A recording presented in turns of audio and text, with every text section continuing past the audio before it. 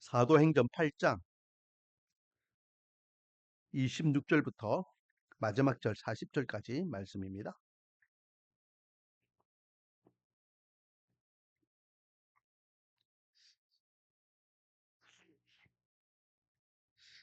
사도행전 8장 26절부터 40절까지 신약성경 201페이지, 202페이지 되겠습니다. 제가 대독합니다. 26절입니다. 주의 사자가 빌립에게 말하여 이르되 일어나서 남쪽으로 향하여 예루살렘에서 가사로 내려가는 길까지 가라 하니 그 길은 광야라. 일어나 가서 보니 에디오피아 사람 곧 에디오피아 여왕 간다게의 모든 국거를 맡은 관리인 네시가 예배하러 예루살렘에 왔다가 걸어가는데 수레를 타고 선지자 이사야의 글을 읽더라. 성령이 빌립도로 이르시되 이 수레로 가까이 나가라 하시거늘 빌립이 달려가서 선지자 이사야의 글 읽는 것을 듣고 말하되 읽는 것을 깨닫느냐 대답하되 지도해 주는 사람이 없으니 어찌 깨달을 수 있느냐 하고 빌립을 청하여 수레에 올라 같이 앉으라 하니라. 읽는 성경 구절은 이것이니 일러스되 그가 도살자에게로 가는 양과 같이 끌려갔고 틀 깎는 자 앞에 있는 어린 양이 조용함과 같이 그 입을 열지 아니하였도다. 그가 굴욕을 당했을 때에 공정한 재판도 받지 못하였으니 누가 그의 세대를 말하리요. 그의 생명이 땅에서 빼앗김이로다 하였거늘 그 내시가 빌립에게 말하되 청컨대 내가 묻노니 선지자가 이 말한 것이 누구를 가리킴이냐 자기를 가리킴이냐 타인을 가리킴이냐 빌립이 입을 열어 이 글에서 시작하여 예수를 가르쳐 복음을 전하니 길 가다가 물 있는 곳에 이르러 그 내시가 말하되 보라 물이 있으니 내가 세례를 받음에 무슨 그리낌이 있느냐 이에 명하여 수레를 멈추고 빌립과 내시가 둘 다 물에 내려가 빌립이 세례를 베풀고 둘이 물에서 올라올세 주의 영이 빌립을 이끌어 간지라. 내시는 기쁘게 길을 가므로 그를 다시 보지 못하니라. 빌립은 아수도에 나타나 여러 성을 지나다니며 복음을 전하고 가이사라에 이르니라. 아멘. 할렐루야. 오늘도 하나님께 나와 찬양과 분배 예배로서 영광 돌리고 주신 말씀을 의지하여 기도의 자리로 나가는 저와 여러분에게 하나님의 한량없는 은혜와 축복이 가득하며 반드시 기도응답의 역사가 일어나는 복된 밤이 되기를 주님의 이름으로 축원드립니다. 자, 오늘은요 빌립과 에디오피아 내시가 만나는 장면입니다. 빌립은 7 지사 중에 한 명이죠. 스데반이 죽고 난 다음 사울과 그리고 유대교 지도자들은 더욱더 교회를 핍박하게 됩니다. 그래서 예루살렘, 즉 예루살렘 교회 중심으로 모여있던 성도들이 그 핍박을 이기지 못해서 유대와 사마리아 곳곳으로 흩어지게 되죠. 흩어진 그곳에서도 뭘 하지 않았다? 복음 전하는 것을 멈추지 않았다. 복음을 전했습니다. 그 한 예로 8장에서는 빌립이라는 인물을 등장시키고 있습니다. 빌립뿐만 아니라 많은 성도들이 그렇게 복음을 전했다는 거예요. 그런데 이제 누가는 빌립을 대표적으로 지금 이렇게 8장에 기록하고 있습니다. 빌립은 어느 지역에 몸을 피신했습니까? 사마리아 지역이죠. 그리고 그곳에서 복음을 전하면서 하나님의 백성들이 주님께 돌아오는 역사가 일어나게 되고 사마리아 지역에도 믿는 하나님의 백성들이 생겼다. 교회가 세워졌다라는 이야기를 들으니 누가 올라왔습니까? 예루살렘에서. 누가 올라왔죠? 베드로와 요한이 올라옵니다. 그렇죠? 베드로와 요한이 올라와서 그곳에 이제 개척교회니까 처음 신앙생활하는 사마리아인들에게 사마리아인들이 중심이 된 교회니까 다시 말씀으로 그들을 강건하게 세우게 되는 모습을 봅니다. 그 가운데에 이제 시몬이라는 마술사도 만나게 되고 막 그래요. 그래서 빌립이 그렇게 사마리아 지역에 교회를 세우고 복음을 전했다라고 지난주까지 말씀이 이제 끝나고 이제 오늘은 하나님께서 이 빌립을 움직이십니다. 자, 26절 보니까 주의 사자가 빌립에게 말하여 이르되 일어나서 남쪽으로 향하라. 여러분, 이스라엘은요 크게 어, 세 개로 구분해서 나눌 수 있죠. 그렇죠? 남쪽은 남유다. 그게가 우리가 흔히 알고 있는 예루살렘이 있고, 그리고 어, 이스라엘 백성들이 예수님 당시에는 자기들이 순수 혈통을 지키고 있는 이스라엘 백성들이라고 생각할 때 남유다. 중간에는 중간에는 뭡니까? 사마리아. 그리고 그 위에는 뭐가 있죠? 사마리아 위에는 갈릴리. 그렇게 해서 이스라엘은 갈릴리 지역과 사마리아 지역과 그리고 유다 지역으로 세 구분으로 나누고 있습니다. 그렇죠? 자, 그러면 지금 빌립은 중간 지역이었던 사마리아 지역에서 복음을 전했다는 거예요. 근데 오늘 본문 26절에 보니까 이제 남쪽으로 내려가라 했어요. 남쪽으로 내려가는데 얘 어디까지 내려가라 하냐면 예루살렘에서 가사로 내려가는 길까지 가라 했습니다. 그러니까 예루살렘이면 남쪽이잖아요. 남유다죠. 남유다에 있는 예루살렘에서 가사는 어딜까요, 여러분? 가사는 어딜까요? 가사는 블레셋 땅을 이야기합니다. 가사. 요즘 어, 작년까지 막 전쟁 한 번 있었잖아요. 가자지구 하잖아요. 그 가자지구가 성경에서는 가사예요. 가사. 블레셋 땅이에요. 그러니까 예루살렘에서 블레셋 땅. 그러니까 남유다 밑에 있는 땅이에요. 그렇죠? 그게 가는 길이에요. 가는 길. 그 가는 길까지 내려가라는 겁니다. 그러니까 사마리아에서 활동하고 있던 이 빌립을 남유다를 건너뛰어서 그 밑에까지 내려가라 하는 겁니다. 그러니까 이제 복음을 전하는 장소를 하나님께서 빌립에게 움직이시는 거예요. 그러니까 빌립이 그냥 명령하셨으니까 사마리아 지역에 교회가 세워졌고 이제 자기는 하나님의 명령에 쫓아서 또 다른 복음을 전하기 위해서 그렇게 내려가요. 그런데 문제는 뭡니까? 여러분, 그 내려가는 길이요. 사람이 많은 곳일까요? 사람이 없는 곳일까요? 사람이 바글바글하게 많을까요? 우리 교회처럼 이렇게 사람이 없는 동네일까요? 제가 속된 말로 개미새끼 한 마리 없는 곳입니다. 광야의 광야. 그 광야. 보세요. 26절에 내려가는 길까지 가나 하니 그 길은 뭐더라? 광야라 광야. 그럼 우리는 생각하죠. 하나님, 사람이 있을 만한 것을 보내주세요. 들을 사람이 있어야지 복음을 전하지요. 사람이 없는데 그곳에서 내가 뭘 전한단 말입니까? 우리는 장소를 따지고 환경을 따집니다. 제가 학교 다닐 때에 개척교회론 이런 것들을 배우면 개척교회를 시작할 때에 개척교회를 할 만한 입지 조건이 중요하다는 것을 배워요.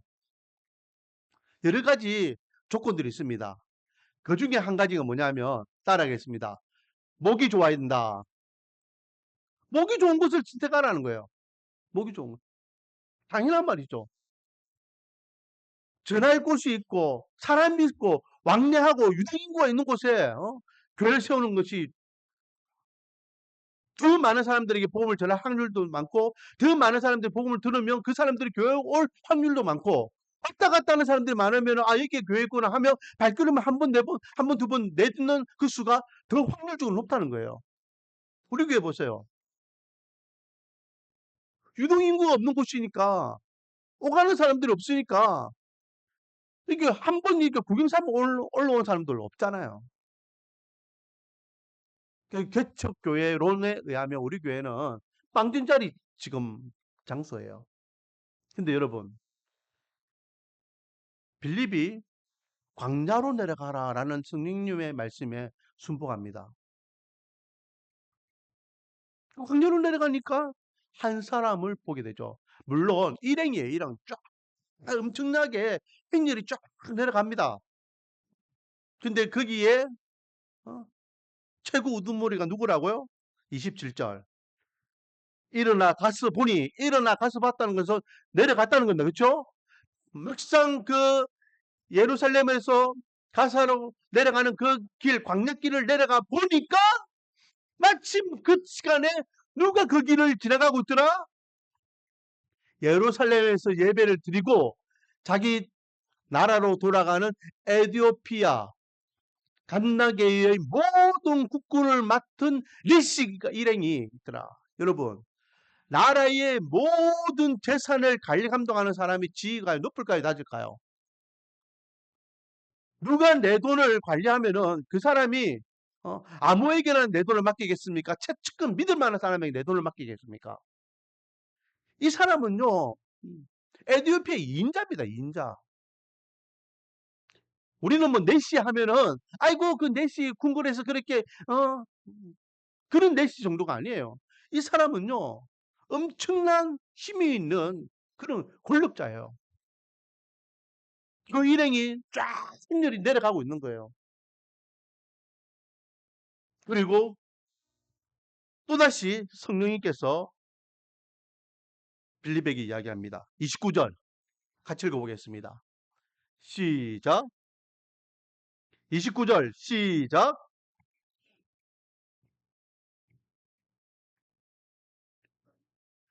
성령께서 쫙 보니까 일행이 쭉 내려가고 있는 게 호위병부터 시작해가지고 저 뒤에는 낙타에다 짐을 싣고 그리고 하인들하고 쭉 내려가고 있는데 그 성령님께서 빌립아 가까이 가라. 여러분 가까이 갈 수 있는 게 아니에요. 뭐 가까이 가면 하나님 내가 가겠습니다 하고 그냥 가가지고 그 옆에 스승이 있는 게 아니 일반 사람이 지나갈 때는요 뭐 상인들이 지나갈 때는 가까이 갈 수 있어요. 근데 여러분 생각해 보세요. 우리나라에 귀빈이 쭉 와가지고 그 귀빈이 차를 타고 이렇게 행렬 쫙 간단 말이죠. 그렇죠? 그런데 사전에 금문검색 안 하는 어떤 사람이 그 일행 옆에 싹 가면은 될까요 안 될까요? 경호원들이 가만히 둡니까 안 둡니까? 안 두죠. 안 두죠. 그것도 지금 사막 한가운데에 어떤 인간이 어, 자기들을 향해 오고 있으면은 아이고 저 사람이 우리에게 뭐 볼 일 있는갑다. 그렇게 친절하게 대할 사람이 있습니까 없습니까? 아니에요. 생명의 위협을 느낄 만큼의 그런 엄청난 일을 지금 성령 하나님께서 빌립에게 요구하고 계시는 겁니다, 여러분. 이게 쉬운 그 말씀이 아니에요. 우리는 성경 읽을 때에 너무 쉽게 성령님께서 빌립에게 에도피아 내시에게 가라 해서 에도피아 내시에 가까이 갔구나. 아니라고요. 호위병들이 있는데 혹시나 에도피아와 이렇게 반감을 갖고 있는 어, 원수들이 암살하기 위해서 접근하면 어떡하려고요? 칼 맞고 죽을 수도 있고 창 맞고 죽을 수도 있고 활 맞고 죽을 수도 있어요. 그 사람이 누군지 알고 그래도 빌립은 내려갑니다. 가까이 가가지고 멈추부추 해가지고 하는 게 이제 소리가 들려요. 소리가 들리는데 무슨 소리냐? 자기가 귀에 들리는 소리예요. 여러분 우리 성경에는요 어느 나라 언어인지는 말하고 있지 않습니다. 그러나 어 제가 생각할 때는 뭐 다른 사람들이 이게 헬라어로 되어 있는 이제 히브리 성경을 이렇게 읽고 있을 거다라고 생각하지만은 이 당시에 헬라어로 된 히브리 성경은 아직 번역이 안 된 시기니까 아마 히브리 성경을 그대로 읽고 있지 않았을까. 히브리어로 기록된 히브리 성경입니다. 왜? 이 에도피아는요 이스라엘 사람이 아니까 히브리어를 모를 거 아니에요. 그런데도 지금 읽고 있다라고 우리 생각합니다. 그 이유는 제가 좀 이따 다시 설명드릴게요. 그러니까 빌립이 묻습니다.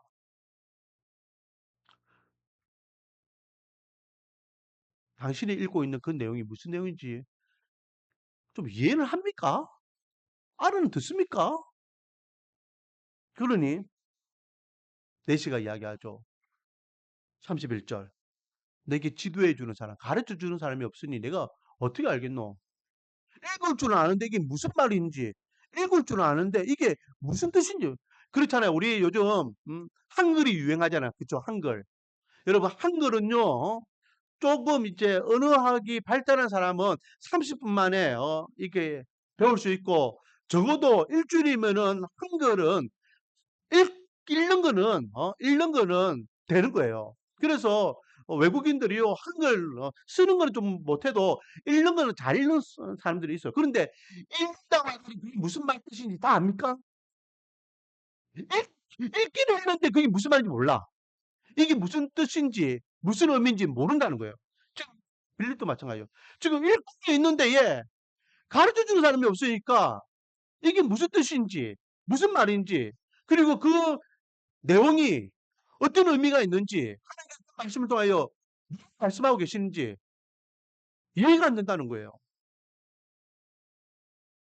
그래서 빌립을 청하여서 내 옆에 앉아라. 그리고 이제 계속해서 읽어갑니다. 그 본문 내용이 32절, 33절에 보니까 그가 도살자에게 끌려가는 양과 같다라는 이 말씀은요. 이사야서 말씀이죠. 이사야서 53장 말씀들을 쭉 읽고 있습니다. 예수님께서 십자가의 길을 가시는 그 고초를 지금 예언하고 있는 본문의 내용이죠. 그러니 35절에 보니까 빌립이 입을 열었어. 이 글에서 시작하여 예수를 가르쳐 복음을 전했다라는 겁니다. 그리고 복음을 들은 이 빌립이 가다가 물이 있으니까 이제 내가 예수님을 만난 것 같다. 내가 이제 예수님을 이제 진짜 믿는다고 고백하고 싶다. 그러니 물이 있으니까 내가 세례를 받고 싶다. 그래서 바로 세례까지 받았다라는 내용이에요. 자, 그러면 여러분 여기서요 보너스로 우리가 한번 생각해 보기를 원하는 것은 여러분 에티오피아 사람이 왜 느닷없이 아프리카 사람이에요. 완전 흑인들입니다. 음, 이집트 같은 경우에는요 라틴 계열처럼 이렇게 좀 얼굴이 까마잡잡하지만은 에티오피아 사람 완전 흑인들이에요. 근데 이 흑인인 에티오피아 사람이 왜 그 먼 나라 그것도 자기 나라가 아니고 먼 이국 땅 이스라엘에 있는 예루살렘에 있는 성전에서 뭐하러 갔다 옵니까? 예배 드리러 갔다 와, 예배. 우리는 예배라고 표현하고 있지만은 제사 지내고 온 거예요, 제사. 자, 그러면 여러분, 이스라엘의 종교는요, 유일신 종교입니다. 민족신이에요. 뭐, 불교나, 아니, 다른 종교 같이요. 이렇게, 다른 지역에도 이게 퍼지는 종교 같으면 관계없지만은, 이스라엘은요, 이스라엘 백성들을 믿는 여호와 하나님만을 섬기는 유일신이고, 민족신입니다. 그런데, 저 멀리, 이집트도 아니라, 이집트 밑에 있는, 애굽에 있는 사람, 에드페에 있는 사람이 어떻게 예배 드리기 위해 왔느냐. 어떻게 이 에드페 사람이 히브리 성경을 지금 읽고 있느냐. 여러분 한번 생각 안 해보셨습니까? 자, 이 에드피아는요 성경에서 구스라고 많이들 이야기합니다. 구스. 음, 구스라는 나라는 많이 들어보셨죠? 그리고 구스라고 하면은 유명한 여왕이 한 명 떠올라야 됩니다. 누구일까요? 바로 스바 여왕입니다. 스바 여왕 하면은 여러분 어? 연결해서 생각나는 왕이 한 명 있어야 됩니다. 그 왕은 솔로몬 왕이죠. 솔로몬이 어린 왕인데 지혜가 총명하다라는 소문이 전 세계적으로 퍼져나갑니다. 그래서 스바 여왕이 이 솔로몬에 대한 소문을 들어요. 그래서 솔로몬이 과연 그렇게 지혜가 출중한가 해서 올라와요. 그렇죠? 그래서 솔로몬이 그 지혜를 보니까 이렇게 이야기합니다. 내가 우리 땅에서 들었던 솔로몬과 이스라엘에 대한 소문은 발해반도 안 되는구나. 와서 직접 보고 들으니까 정말로 경이롭다 하면서 즐거워하면서 야 이렇게 솔로몬과 함께하는 이스라엘 백성들 솔로몬의 지혜를 보고 있는 이스라엘 백성들의 신하들은 대단하다라고 이렇게 엄청나게 칭찬하는 장면이 나와요. 그래가지고 자기가 가져왔던 금은 보화를 전부 솔로몬에게 예물을 다 바칩니다. 그리고 여러분 기억나십니까? 이 스바 여왕이요 솔로몬에게 자기의 소원 한 가지를 이야기하고 솔로몬은 그 소원을 들어주었다라고 기록하고 있습니다. 그런데 그 소원이 무엇인지는 아무도 말하지 않아요. 근데 재밌는 것은요. 에티오피아 건국 에티오피아가 시작될 때에 그때를 표현하고 있는 시가 있어요. 우리나라도 뭐 고조선 하면 고조선에 관계되는 뭐 일화들 있잖아요. 그렇죠? 그리고 뭐 신라 같은 경우에는 박흑거세에 대한 일화들이 있고 김해 같은 경우에는 뭐 진시 그 뭐냐 김수로 왕에 대한 어떤 일화들 그런 일화들도 있잖아요. 에티오피아가 건국될 때의 그 건국에 대한 일화가 있는 시가 있는데 그 서사시에 뭐라고 되어 있냐면은 솔로몬과 스바 여왕이 아들 낳아가지고 그 아들이 왕이 됐다는 거예요. 왕이. 그리고 그 이후부터는 이제 아버지가 솔로몬이고 자기 피도 이제는 유대인 피니까 그때부터는 이제 아버지에게 어, 이사로 해마다 올라갔고 그리고 자기들도 유대인이니까 예루살렘에서 제사를 지냈다. 예배를 드리겠다라는 겁니다. 그래서 지금도 여러분 에티오피아는요. 흑인 유대인이라고 칭하는 자들이 있다는 거예요. 흑인. 분명히 봐도 흑인이에요. 그런데 자기들은 뭐라고 이야기한다? 유대인이라고 이야기한다. 유대인. 음. 자기들은 정체적으로 유대인이다라고 이야기합니다. 그리고 또 한 가지는 제가 이걸 조사하면서 더 재밌는 것도 하나 발견했는데 뭘 발견했냐면 여러분 요즘 우리가 아침에 음, 에스라스를 묵상하고 있잖아요. 그렇죠? 남유다가 예루살렘이잖아요. 그렇죠? 예루살렘. 몇 년에 파괴됐습니까? 망했습니까? 남유다가. 586년에 망했습니다. 10년 동안 이야기해도 아직도 586년을 못 알아들으면 어느 나라에 망했습니까? 바벨론에 망했습니다. 그런데 여러분, 예루살렘이 무너졌어요. 성전이 무너졌습니다. 그렇죠? 성전이 586년에 무너지고 516년에 그 다시 재건한다 했잖아요. 그렇죠? 70년 만에 다시 세운됐습니다. 그러면 여러분, 예루살렘이 무너질 때에 바벨론에서 군대 와가지고 예루살렘 성전을 다 무너뜨렸을 때에 예루살렘 성전 안에는 무엇이 있었죠? 법궤가 있었어요. 법궤. 언약궤라고도 이야기하는 법궤. 그 법궤가 어디 있을까요? 법궤가 어디 있을까요? 예전에 블레셋에 빼앗겼을 때 법궤가 블레셋에 빼앗겼다라는 걸 기록했어. 그렇죠? 느부갓네살 왕이요. 예루살렘에 있는 모든 금은들을 다 가져갔댔어요. 그러면 법궤는요, 여러분 기본적으로 뭘 만들었으면 뭘로 만들었어요? 나무로 만들었지만은 다 금으로 도배한 거예요. 그러면은 금으로 번쩍번쩍하게 도장되어 있는 그 법궤를 이 바벨론 사람들이요, 야 저거는 법궤니까 우리 손대지 말자. 그리고 놔뒀겠습니까? 예루살렘 성전 자체를 다 파괴한 그들이 법궤를 가만두겠습니까? 그런데 성경 어디에도 법궤에 대한 이야기가 있습니까? 없습니까? 없어요. 그래서 제가 이거는 우리 고고학자들 성경 고고학자들은 인정하진 않아요. 인정하진 않는데 지금 에티오피아 사람들은요 그렇게 믿고 있어요. 뭘 믿고 있느냐? 스바 여왕과 솔로몬 사이에 아들이 낳댔죠. 그 왕이 예루살렘에 올라가서 예배를 드릴 때에 이 법궤를 에티오피아로 가져왔다는 거예요. 그래서 지금 에티오피아에 가면은 그 법궤가 있다는 겁니다. 성 마리아 시온 교회라는 교회를 세워놓고 그 안에 법당처럼 조그마한 밀실이 있는데 그 밀실 안에는 평생 내가 법궤를 지키겠다라고 소원한 그 지키기 한 사람이 평생 그 법궤를 지킨다는 거예요. 외부에 출입도 하지 않고 평생. 그리고 후임자가 오면은 그 후임자가 이제는 이어서 그 법궤를 지키고. 그 지금도 에티오피아 사람들은요, 자기 땅에 법궤가 있다고 믿고 있대요, 지금도. 이거는 이제 우리 정통적인 성경 신학자들은 그걸 인정을 하지 않아요. 왜? 그 법궤를 본 사람이 아무도 없어요. 아무도 없어. 오직 법궤를 본 사람은 누구밖에 없다? 그 법궤를 지키는 그 한 사람만 보는 거예요. 그런데 여러분, 에티오피아가요, 기독교율이 보통이 아닙니다.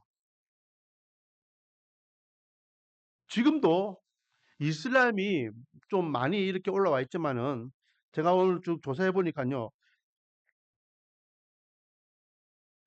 그 지금 기독교율 비율이요.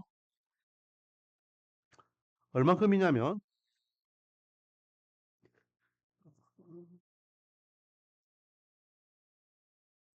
이슬람은 34%, 그리고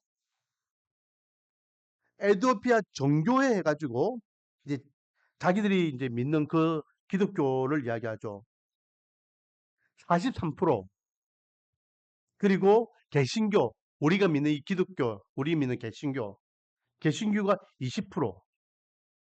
그러니까 이슬람 빼고는요, 약 70%, 65% 가까이가 기독교인들이라는 거예요.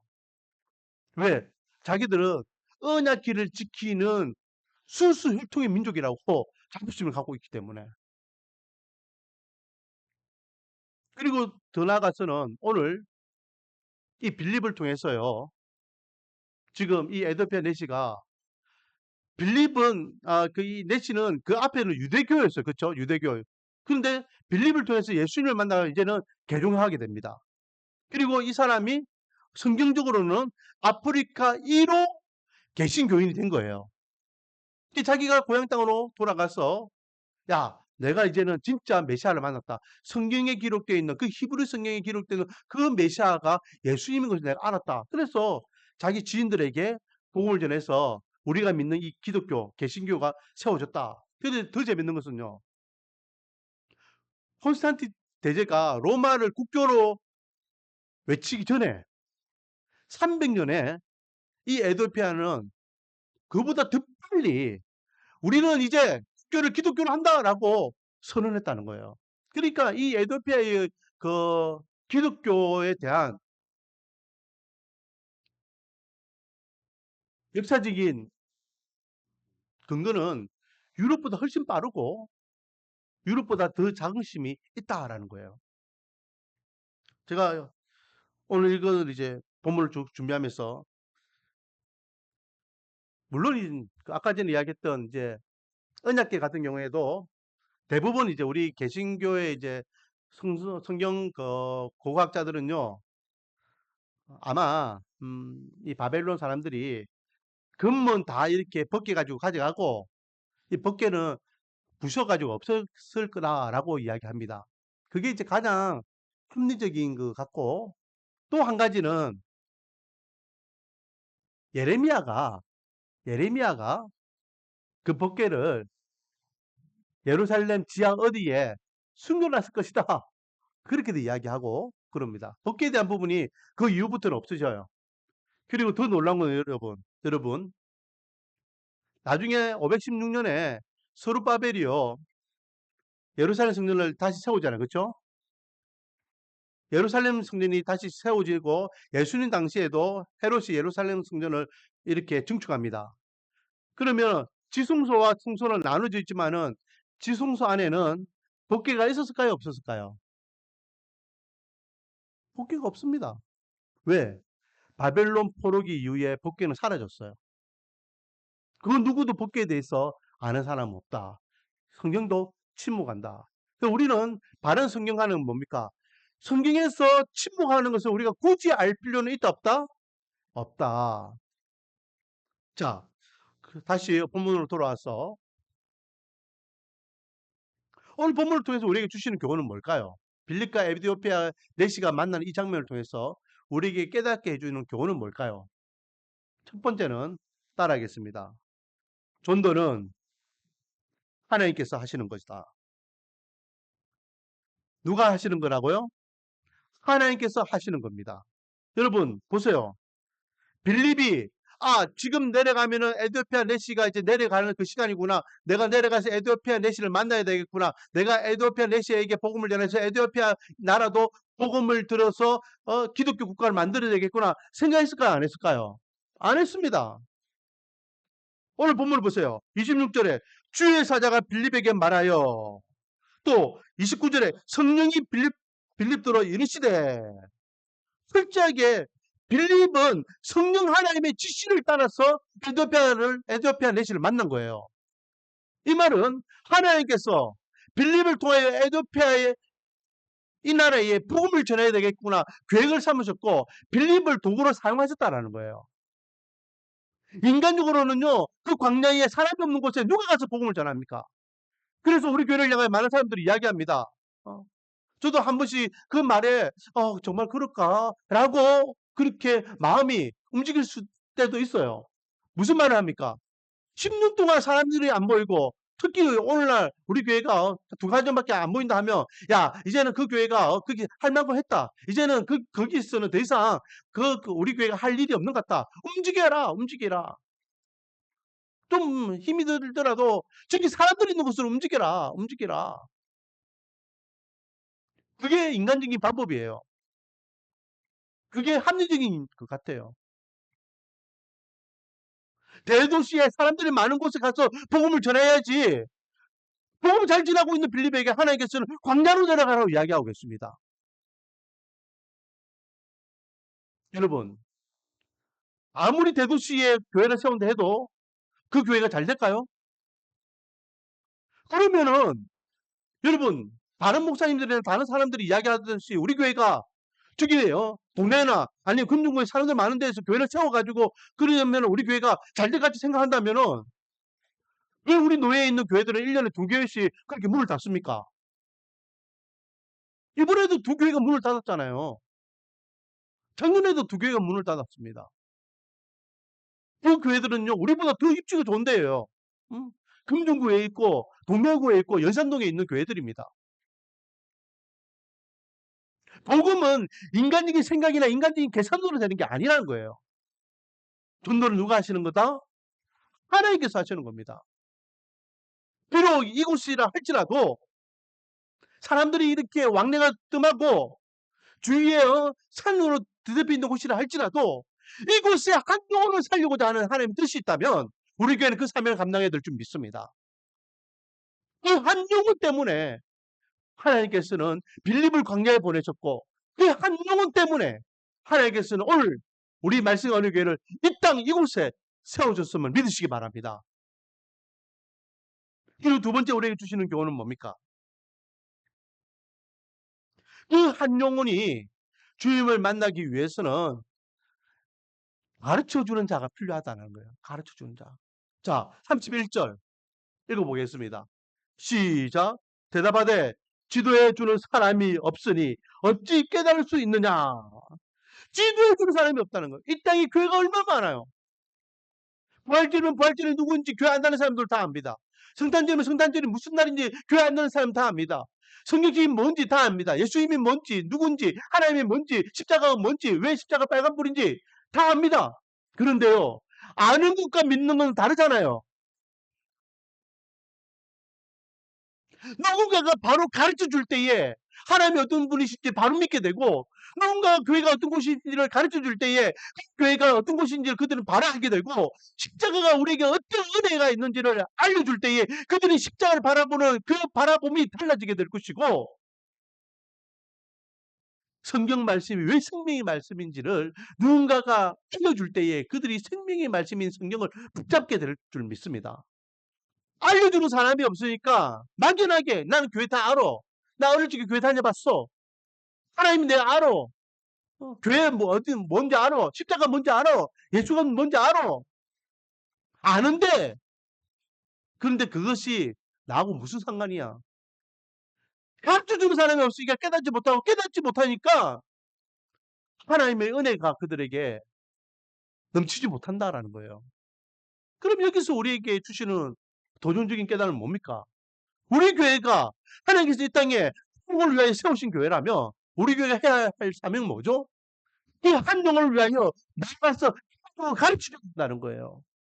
십자가가 무엇인지 부활절에 어떤 의미가 있는지 성탄절에 어떤 의미가 있는지 생명의 말씀인 성경책이 우리에게 얼마나 귀한 말씀인지 하나님께서 우리를 얼마나 사랑하시는지 우리가 가르쳐주고 알려줄 때 그들은 주님을 바로 알고 바로 믿는 은혜가 있을 줄 믿습니다. 사랑하는 성도님 여러분, 이 땅에 만남은 우연이 없어요. 모든 만남은 하나님께서 주장하심을 믿으시기 바랍니다.